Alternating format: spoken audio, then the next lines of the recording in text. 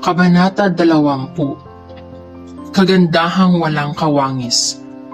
Nakilala ni Florante ang anak ng hari na si Laura, isang dalagang kaagaw ni Venus sa kagandahan. Isang kagandahang mahirap isiping makapagtataksil. Sa harap ng kagandahan ni Laura, laging nagkakamali ng sasabihin si Florante sapagkat natatakot siyang baka di maging marapat sa dalaga. Kabanata 21. Pangarap na pag-ibig. 3 araw ang piging ng hari para kay Florante. Sa loob ng panahong ito, ay di man lamang nakausap ni Florante ng sarilinan si Laura.